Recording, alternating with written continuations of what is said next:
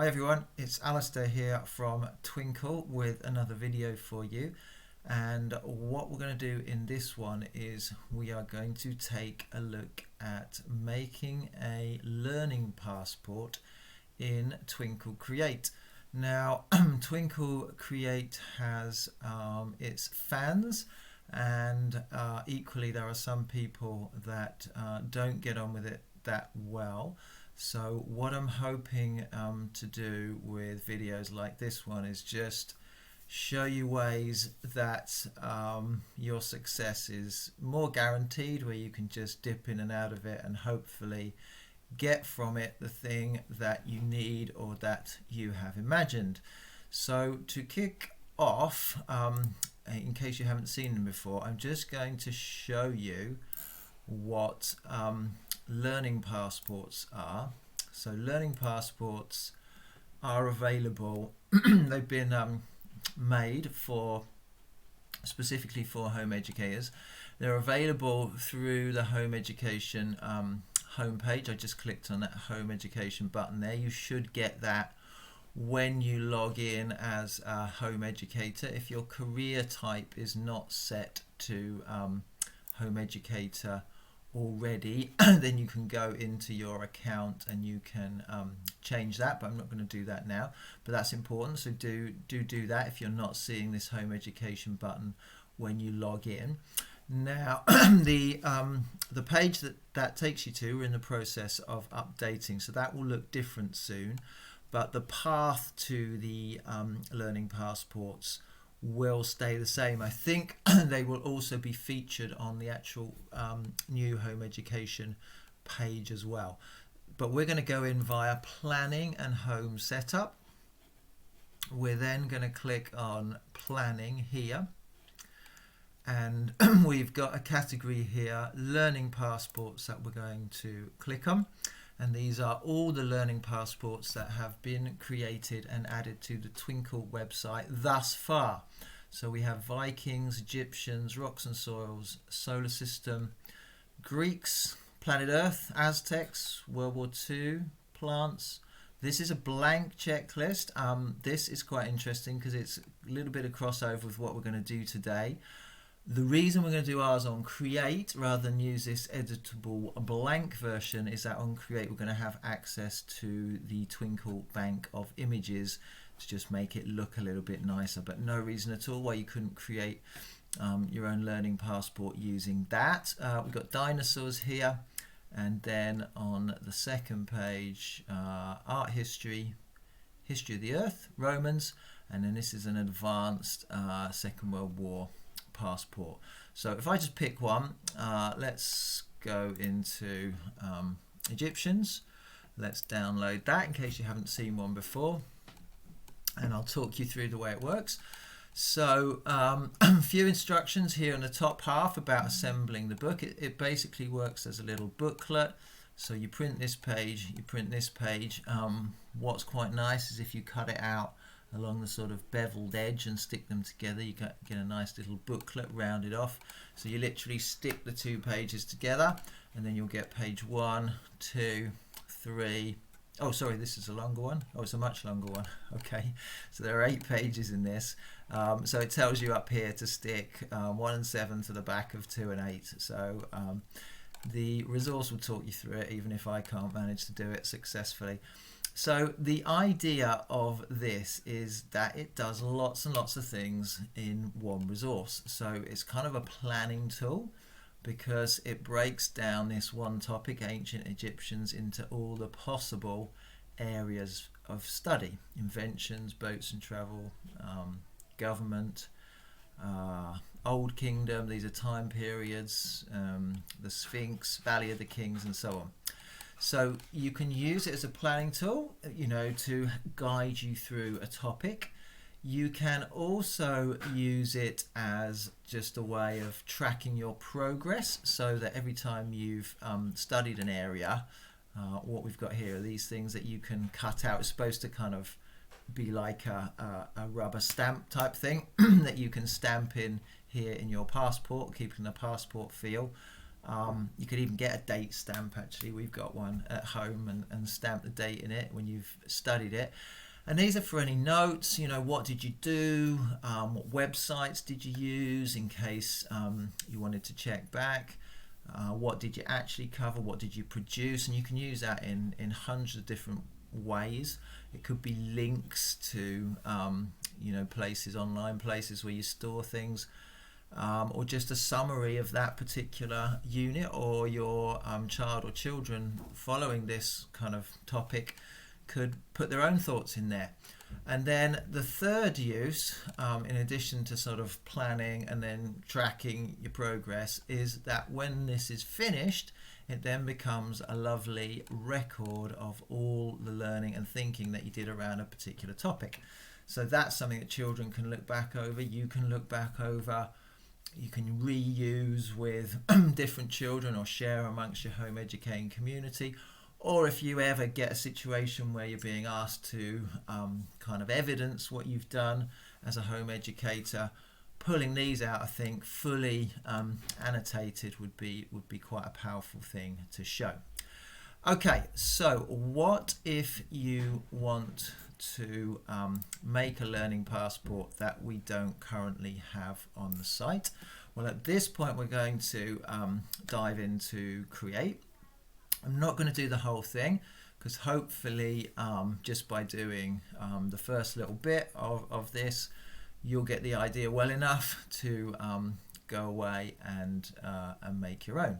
So I'm going to zoom back into the bottom left hand corner of the screen here. I'm going to bring up Twinkl website again, but this time I'm going to click on Create at the end there. You have access to Create with any paid Twinkl subscription. So what we want is we want to click on Start Creating Now. And we have, as well as being able to just have a blank canvas to work from, different aspects of Create we'll talk about at other points. Because what we want now, actually we can see our learning passports templates here. But if we couldn't see them, what we could do is click on Twinkl Templates, because we're going to use this pre-existing format.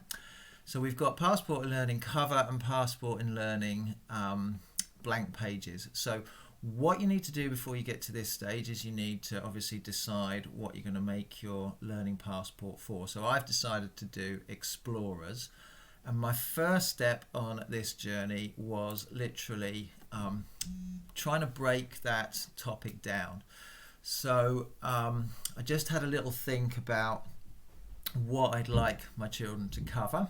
So I thought about things like equipment, early maps, Vikings, Marco Polo as a famous explorer, but that would have gone on to more explorers as well, Antarctica, Everest, sailing around the world, circumnavigating the globe, and modern explorers.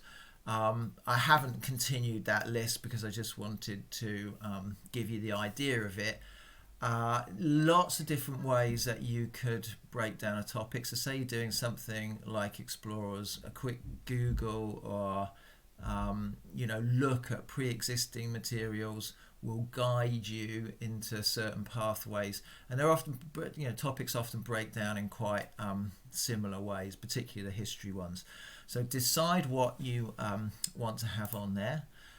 Head back over to Create and click on the Passport in Learning cover. Okay, so if we were making just a kind of simple booklet, so that would have 4 pages, this would be page 1. This would be page 4, and then we'd go back and we'd do the Passport in Learning pages that we saw just a minute ago, and that would be pages 2 and 3, and we'd stick them together to complete our learning passport. So that would mean that we would have, I think there are 5 on each page in the learning passport central bit, and there are 5 here, so that possible 15 subtopics or subsections here. But of course you could take those off. I mean, you could take all of these off the back page if you wanted a smaller one, or one that didn't feel as overwhelming. Okay, so let's get on and start to customize this. So first of all, we need to give it a title. Passport and Learning, it says up the top, so I'm going to shift and return to move down onto the next line, because this is a Passport in Learning on Explorers. So I can just make that text a little bit bigger because we've got some room to move into here, and I can move it down so it sits nicely on that line. And we're off. Okay, so we need to have some kind of illustration on this front cover that summarizes what we're talking about. So if we click on this image tab down the side here in Create, it actually gives us access to pretty much the entire bank of Twinkl illustrations. So what would epitomize exploration to me? I mean, I could just type Explorers and sorry, terrible typing there, and see what comes up. Oh, we got Internet Explorer. It's not quite what we want. Oh, we've got an explorer on a jungle river there, which is quite nice. We've got Christopher Columbus. We've got a Minecraft pig, which is not quite what we want. I do like that. That is a Christopher Columbus route map, which is not why I'm going to include it. I just like that kind of old school, old map feel it's got there. So I'm just clicked on that image. I'm going to bring it across the little box here, which is designed to accommodate an image. And it's already starting to look like I've got something here. So passport belongs to, if we click on that, it's just a simple matter of deleting that placeholder text. Let's imagine we're making this for James. We want his name to be a bit bigger than that because he's important here. And then the passport issue date, well, I'm making this video on the 5th of May 2020, so that would work quite nicely there. Okay, so we're all set up. Now, when you decide on your subtopics, you're going to want to think carefully about what order to set them out in, because that will kind of be the order that you're intending to study or, you know, learn about this topic in. But I can leave that to you, because all I really want to show you is how to fill in the boxes. So you'll actually start with your first topic on that second sheet. This will be coming towards the end of your topic. So let's just imagine that we've studied a lot of things already. What we want to do now is we want to, okay, so we can't type straight in there. We're just going to go to add new text box. Let's imagine that we want to do a little bit of an Everest unit. Okay, so we've got Everest here. That's too big to fit into our text box. We're going to make it pretty small here because this is smaller than it will actually look like. And we're just going to let it sit, up to you, top or bottom of the box. I'll try at the bottom, and then I want an image to match with my Everest topic. So I'm going to type that, and there's plenty of good options here. I'm going to shrink it down so that it fits. Okay, again, it will look much bigger when you download it and print it out, and there we go. Okay, and then if I were to continue, imagine that I was looking at Antarctic exploration, so Antarctica. So yeah, oh, I've done it the wrong way around, haven't I? But never mind, let me grab that image. That's beautiful. I like that. I can kind of size it up in comparison to my Everest one, and then I'm going to need a text box here, so I can just dash up to text. Okay, add new text box. No, that's not quite right. Let me delete that one. Let me change the text first of all. So what did we say? Antarctica,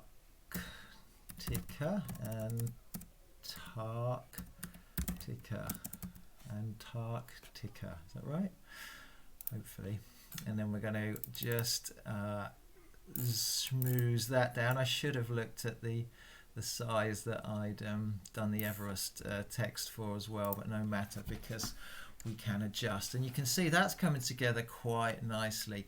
And if I were to carry on without slowing myself down by talking, I reckon I could have something pretty serviceable, ready to print, ready to download, which you do up the top here if you haven't done that before, and print in what, 10 to 15 minutes, maybe a little longer if I was really kind of taking my time over the little decisions about images and so on, and if I hadn't sorted out what I wanted to study beforehand. So so we'll leave it there so we don't go on for too long, but I hope that possibly that is something that could be useful to you, and that you kind of inspired to have a go at that. And so we'll finish there and come back to create at another time. Thanks for watching. Bye.